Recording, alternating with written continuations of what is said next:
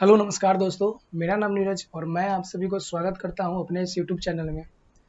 आज हम लोग देखने वाले हैं अपने भारतीय संविधान का जो विकास यात्रा है, यानी कि आज हम जो है अपने इस नए क्लास में नए चैनल पे हम लोग शुरुआत करने जा रहे हैं पॉलिटी। जो भारतीय संविधान है वो हम लोग आज क्या है इस क्लास में हम लोग देखने वाले हैं, समझेंगे, जानेंगे। देखिए, भारतीय संविधान जो क्या है उसे पढ़ने से पहले, जानने से पहले हम लोगों को पता होना चाहिए कि भारतीय संविधान जो है ये कैसे कैसे इसकी कल्पना आई और कैसे कैसे ये बना है। तो सबसे पहले हम लोग शुरुआत करेंगे भारतीय संविधान की विकास यात्रा से कि संविधान जो हमारा बना था, इंडियन जो कॉन्स्टिट्यूशन बना था, इसका विकास में कैसे कैसे इसका विकास हुआ और उसके विकास यात्रा के बारे में हम लोग जानेंगे। तो आज हम लोग क्या देखने वाले हैं, भारतीय संविधान की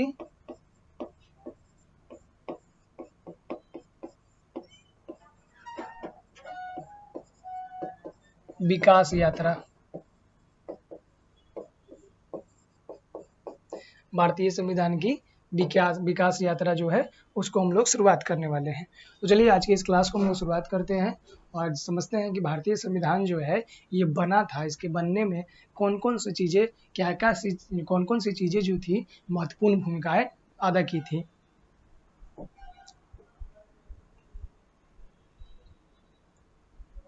तो देखिए, भारतीय संविधान जो हमारा है इसका विकास होने में तो सबसे पहले आप सभी को या फिर हम सभी को पता होना चाहिए कि संविधान होता क्या है।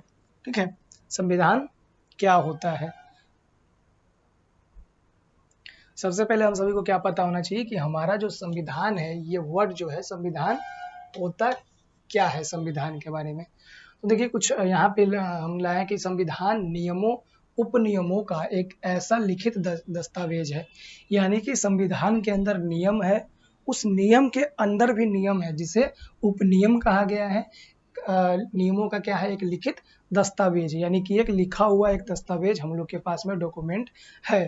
ठीक है, जिसके अनुसार सरकार का संचालन किया जाता है। यह देश की राजनीतिक व्यवस्था का बुनियादी ढांचा निर्धारित करता है। बुनियादी ढांचा को क्या करता है, निर्धारित किया जाता है। तो बताया जा रहा है कि संविधान क्या है। संविधान एक क्या है, एक किताब है, एक लिखित दस्तावेज है जिसके अंदर बहुत सारे नियम है और उस नियम के अंदर भी नियम है जिसे उपनियम कहा जाता है। ठीक है, और संविधान, किसी भी देश का संविधान जो है उस देश का राजनीतिक व्यवस्था का, यानी कि उस देश का पॉलिटिकल, उस देश का क्या करता है, पॉलिटिकल जो उसका स्ट्रक्चर होगा,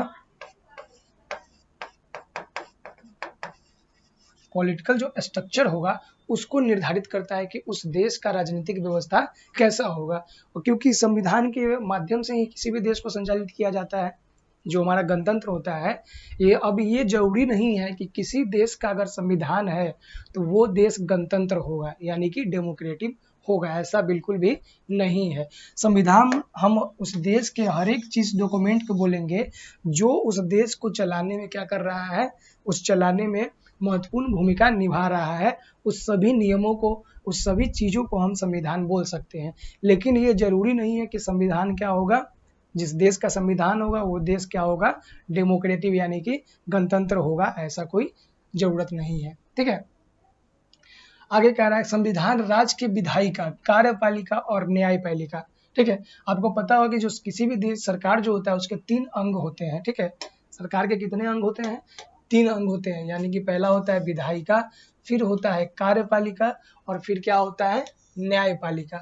अब ये विधायिका क्या होता है, विधायिका से यहाँ पे एक शब्द आया विधि। ठीक है, विधि, विधि का मतलब होता है नियम। विधि के अगर आसान शब्दों में हम लोग समझे तो विधि का मतलब क्या होता है, नियम होता है। तो जो विधायिका होती है वो क्या करता है, नियम बनाते हैं। ठीक है, विधि बनाते हैं, रूल बनाता है। ठीक है, फिर हमारा सेकेंड जो आता है कार्यपालिका। ठीक है, ये क्या है, कार्यपालिका। कार्यपालिका क्या करता है, इस जो विधि बना है इस विधि का क्या करता है, निर्वहन करता है, इस विधि को संचालित करता है, इस विधि को कार्य में लगाता है, काम में लगाता है, चलाता है। ठीक है, इसका संचालन करता है, संचालन करता है। और फिर हमारा आता है, क्या आता है, न्यायपालिका।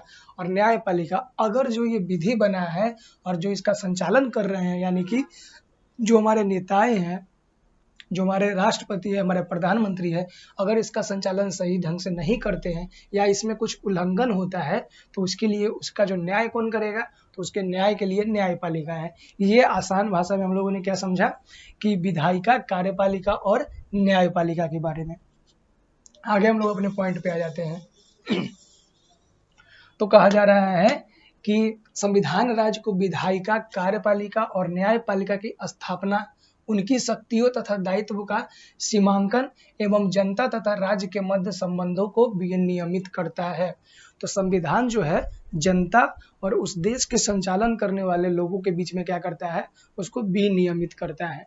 तो ये कुछ संविधान का हमारा क्या है, एक किताबी या फिर हम लोग बोल सकते हैं जो हाँ किताबी इसका क्या कर सकते हैं, किताबी जो व्याख्या है संविधान का ये हो सकता है। लेकिन सिंपल मायने में संविधान को हम लोग समझ सकते हैं कि संविधान क्या होता है।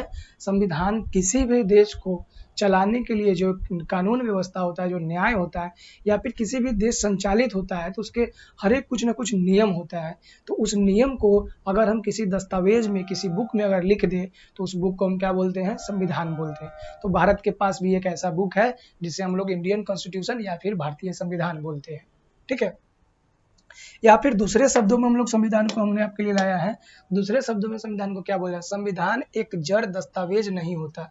अब संविधान ऐसा भी बात नहीं है कि एक दस्तावेज ही हो, एक बुक ही हो, एक किताब के अंदर लिखा हुआ हो, बल्कि यह निरंतर पनपता रहता है। यानी कि संविधान जो है अगर एक बार जो लिख दिया गया तो वही नहीं रहेगा। संविधान क्या है, निरंतर उसमें बदलाव होते रहते हैं। ठीक है, उसमें मान लीजिए कुछ नियम, जैसे कि हम लोग संविधान में अमेंडमेंट करते हैं ना, संशोधन करते हैं, संविधान संशोधन, तो वही कह रहा है कि संविधान क्या है, एक जड़ दस्तावेज नहीं है, बल्कि ये क्या है, निरंतर यानी निरंतर जो है ये पनपता रहता है। वर्षों से चली आ रही परंपराएं भी देश के शासन में महत्वपूर्ण भूमिका अदा करती है। यानी कि किसी भी देश का, या फिर हम लोग एक सिंपल समझते हैं, हम लोग के गांव या फिर कहीं पे कुछ नियम या कुछ कानून जो होते हैं ये सिंपल क्या है, चलते रहते हैं, जिन्हें क्या कहते हैं हम लोग, जिन्हें हम लोग क्या कर सकते हैं, उनके द्वारा हम लोग चलते हैं। तो वो भी क्या होगा, हमारा इंडियन कॉन्स्टिट्यूशन यानी कि भारतीय संविधान के जैसा ही हमारा क्या होता है, ये भी संविधान ही इसको बोलेंगे। यानी कि किसी भी देश का वर्षों से चली आ रही जो परंपराएं होगी वो भी देश के शासन में महत्वपूर्ण भूमिका अदा करती है, वो भी एक तरह से संविधान ही बोलेंगे। क्योंकि हम लोग एक मतलब क्या होता है, सही मायने में, और विधान मतलब नियम कानून, तो एक सही मायने में नियम कानून से हम लोग क्या है, जुड़े हुए होंगे। फिर हमारा भारतीय संविधान में क्या है, विकास यात्रा में संविधान का महत्व। अब संविधान का इम्पोर्टेंस क्या है, ठीक है, संविधान का इम्पोर्टेंस क्या है, संविधान यह सुनिश्चित करता है कि कानून कौन बनाएगा। संविधान के अनुसार ही हमारे देश में क्या होता है, कानून बनता है। तो संविधान ही इसका निर्धारण करता है कि संविधान ये सुनिश्चित करता है कि कानून देश में कौन बनाएगा।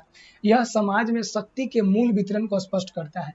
यानी जो हमारे समाज में शक्तियों का जो वितरण है कि ये पावर प्रधानमंत्री के पास कौन पावर होगा, विधायक के पास कौन पावर होगा, ठीक है, सांसद के पास के कौन कौन सी पावर है, तो ये स्पष्ट करता है संविधान। यह समाज में निर्णय लेने की शक्ति किसके पास होगी तथा सरकार का निर्माण कैसे होगा निर्धारित करता है। हम लोग को पता है कि संविधान में सरकार का निर्माण कैसे होता है, ठीक है, सांसद चुना के आते हैं, फिर वो विधायक चुना के आते हैं, फिर वो क्या करते हैं, सरकार का निर्माण करते हैं। तो ये सभी चीजें हमारे संविधान में क्या है, लिखित है। यह समाज को बुनियादी पहचान प्रदान करता है। अब ये समाज को बुनियादी पहचान प्रदान करता है कि संविधान जिस प्रकार का किसी देश का संविधान होगा उस प्रकार का उस देश का क्या होगा, शासन व्यवस्था भी होगा। तो ये डिसाइड करेगा कि उस देश में डेमोक्रेटिक है, संविधान ही डिसाइड करेगा, या फिर क्या है, मोनार्ची है यानी कि राजतंत्र है, या फिर गणतंत्र है, ये संविधान ही सुनिश्चित करता है।